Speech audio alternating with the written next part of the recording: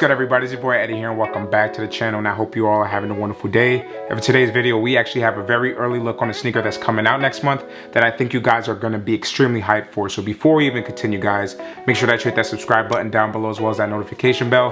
And what we got right here is none other than the 2023 Air Jordan 4 Retro Thunder. And I have to say, guys, I was doing a lot of trash talking about the Thunders on my Air Jordan 4 Lightning review that I did back in 2021.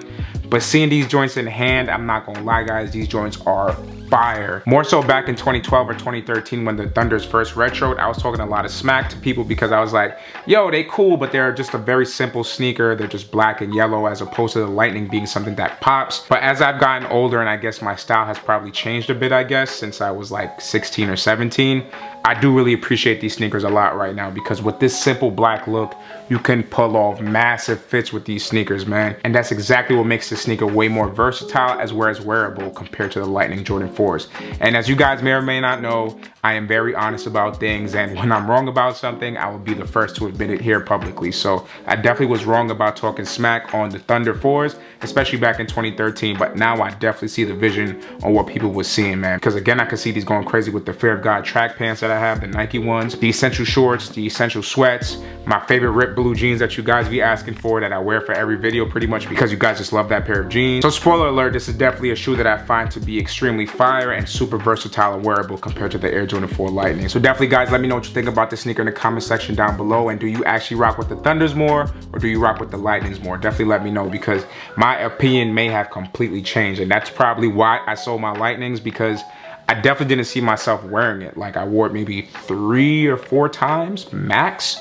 And you know, I got some good wear, some good fits on it, and had like a Storm Lightning shirt and all that type of stuff. I did some stuff with it, but it's just not something that I see myself wearing long term. But when I look at these now, I can wear this in the summer, fall, winter, spring, anytime because I have a lot of black. I have some like creams, yellow golds, and all that type of stuff that would go crazy with this sneaker. So anyways, guys, let's just get right into the box details of the shoe. And for me, what's really crazy about this release is the fact that the price point isn't too crazy compared to the Lightnings. Obviously, this is over a $200 sneaker, but when the Lightnings released back in 2021, I believe they retailed for $225 if I'm not mistaken, and this pair specifically is actually retailing for $210. So we're getting like a $15 savings for a more versatile shoe. That's definitely a check off in my book.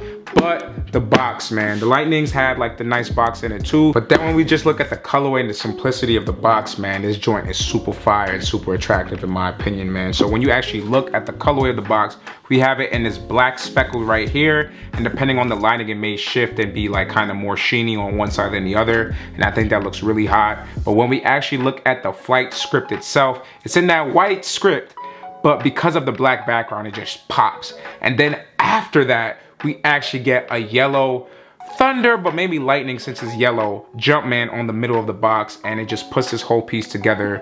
And guys, this is probably one of the best looking Jordan 4 boxes that we've seen released in a very long time. It does have that nice special logo that's been on the more like special edition Jordan 4s, but it just looks great, man. I have zero complaints about this. So then now when we focus onto the sticker tag right here, it does read off as Air Jordan 4 Retro, and the colorway shown is black, white, and Tor yellow, which you can obviously see around the shoe. Obviously, it's a predominantly black sneaker, but you do see the whites, you do see the Tor yellows, and the simplicity plus the yellow pops. I just love this sneaker, man. I just completely converted from like an all Lightning type of dude to kind of like respecting the crap out of this Thunder sneaker, man, because it's hard, man. It's definitely hard. And then when it comes to the sizing, this is in a size 10 because unfortunately, I did not hit on the shock drop. I entered all my accounts and literally none of them could hit a size 8, which was crazy to me because I think it was over 20-ish K stock in my size alone.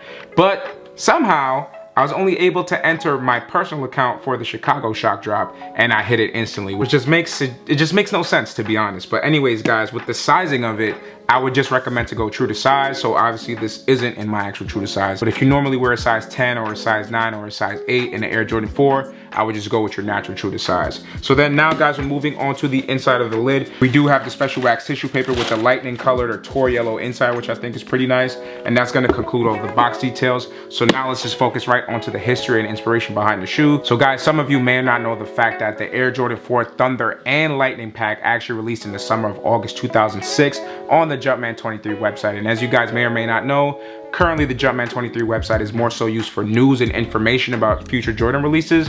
But back then they had like a little shock drop kind of thing where you could go on the website and purchase either both pairs or one pair for a retail price of $250 each. So basically you ended up spending $250 for one pair, or if you wanted both, $500, which I think was completely ridiculous. Maybe because the materials were a bit more premium, but I don't see where you can say $115 Jordan Retro 4 Military Blue would be like $120 retail.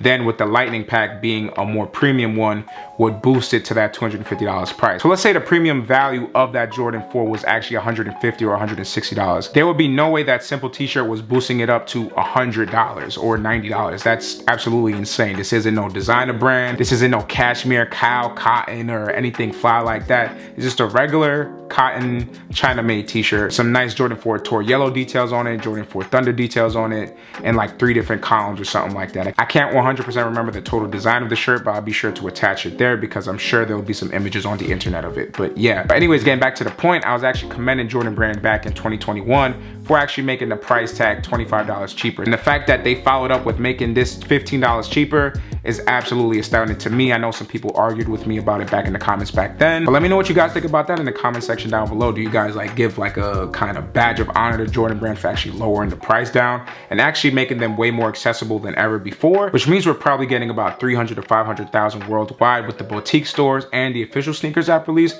You guys let me know what you think about that, man. But I have to say, I definitely give a badge of honor and respect to Jordan Brand for actually pulling this off. So anyways, guys, that's pretty much going to conclude the history about the shoe. So now let's just focus on to the details of it. And I have to say, guys, this black suede, man, it ain't hairy, it ain't the best quality, but it's pretty nice. It's pretty nice. So we do get a little bit of motion right here. The suede does change colors a little bit, but again, the suede is not like that SB4 quality, but I'm not expecting that with a mass-produced shoe. I still think that they were able to pull the quality off pretty decently with what they're working with. And then surrounding that mudguard is the same black suede, so there's nothing much to report on that. Then when we go onto the netting on the tongue of the shoe, we do have it in that kind of yellow mesh underlayer, and then we have our black webbings right here. Once we move up more, we do have our Tour Yellow eyelets, which I think is really nice and makes the shoe pop a lot. Then we have our standard black Jordan 4 laces right there. Then when we go into the tongue tab of the shoe, you can see that we have that white Jumpman with the black label surrounding it, as well as that Tour Yellow Flight logo. And as with any Jordan 4, we do have that Air Jordan logo on the inside, which is flipped over. But once you flip the tongue forward, it does have it normally spelt right there. Then we move on to the lateral side of the shoe. The same thing pretty much follows suit. So we do have our Tour Yellow mesh with the black webbing on top of it. We do have our beautiful Tour Yellow eyelets.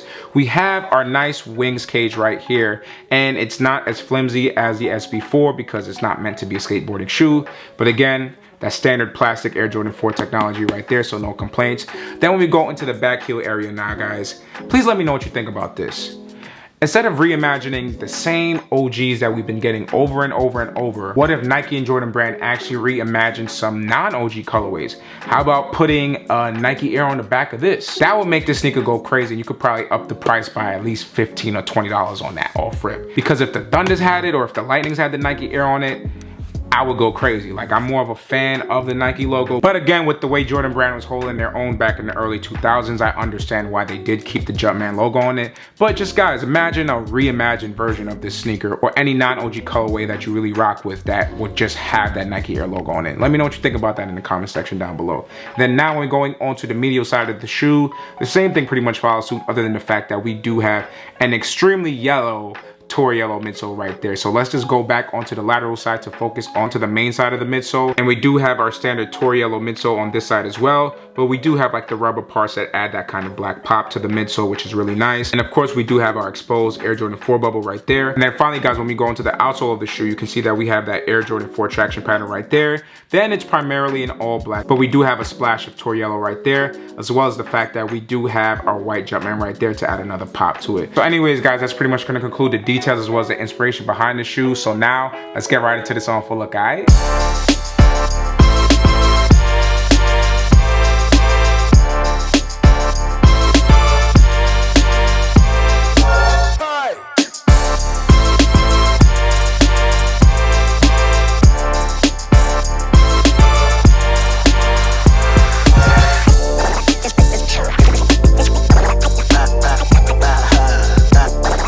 So that's pretty much going to conclude the review as well as the on full look, and I hope you guys enjoyed this video as much as I did making it for y'all. Guys, I probably haven't repeated it enough at this point that I definitely am rocking with these Jordan 4s. Maybe as much or a little bit more than the Lightnings, with just how versatile and everything about the shoe comes together. Definitely a beautiful non-OG colorway, and I can see the vision on why people were hyping these up, because I do have them in hand and the quality is pretty decent for a mass-produced shoe. So you guys let me know what you think about the sneaker in the comment section down below. And other than that, y'all, don't forget to like, share, comment, and subscribe. Share with your friends and family and all that. And just keep doing what y'all doing to help push the YouTube algorithms, as well as help my channel grow. Guys, my channel is growing, my views is going up, and it's all because of y'all. So with that, y'all, I'm gonna leave it at that and just say thank you one more time, and I'll catch y'all in the next video. Peace.